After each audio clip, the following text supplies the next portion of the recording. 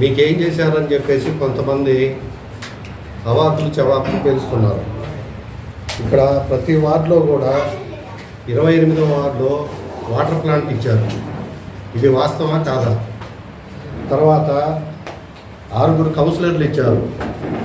TDP నుంచి వచ్చిన వాళ్ళకి కాదనకుండా కూడా కౌన్సిలర్ పోస్టులు కూడా ఇచ్చారు. ఇది వాస్తవం.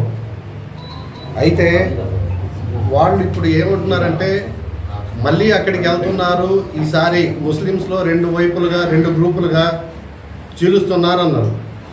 అంజిరెడ్డి టైంలో ఇదే టీడీపీ నుంచి వచ్చిన వాళ్ళు గడప గడప తిరిగి 2,000 రూపాయల నోట్లు పంచిన వాళ్ళు వీళ్ళంతా. ఇటు వచ్చి వాళ్ళు మాకు ఎలక్షన్ చేసిందేం కాదు. ఈరోజు వాళ్ళు పోయినంత మాత్రాన మాకు ఇబ్బంది ఏం లేదు. మళ్ళీ ఎమ్మెల్యే గారు అత్యధిక మెజార్టీతో ఖచ్చితంగా మేము గెలిపించుకుంటాం, ఇబ్బంది అయితే ఏం లేదు. వాళ్ళు ఎక్కడి నుంచి వచ్చారో అక్కడికే వెళ్ళిపోయారు. అది మేము ఫస్ట్ నుంచి కూడా చెప్తున్న మాటే. ఇక ఈద్గాకు వచ్చేసరికి ఎమ్మెల్యే గారు సొంత ఖర్చులతోటి 35 లక్షల రూపాయలు గ్రాంట్ ఇచ్చారు.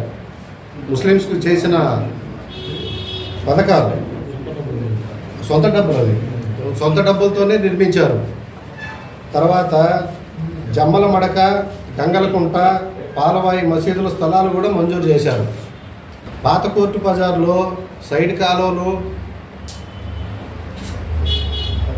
కరెంటు పోల్సు, జెండా చెట్టు సెంటర్లో సెంట్రల్ లైటింగు, మర్కజ్ మసీద్కి పొలం విషయంలో హైవే వాళ్ళు ఒప్పుకోకపోయినా కానీ ఎమ్మెల్యే గారు వాళ్ళని పిలిపించి రిక్వెస్ట్ చేసి ఖచ్చితంగా మసీదుకు సంబంధించిన పొలం, అది అందరికీ కులానికి ఉపయోగపడేది అని చెప్పేసి వాటర్ పైప్ లైన్ కూడా వేసే విధంగా వాళ్ళని హైవే వాళ్ళని కూడా ఒప్పించి ఆ పని కూడా చేశారు.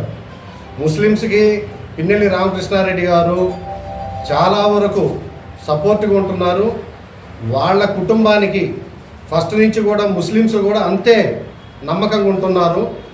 ముస్లిమ్స్ కుటుంబానికి, పిన్నెల్లి వారి కుటుంబానికి ఈ బాండింగ్ ఎప్పుడూ ఉంటుంది.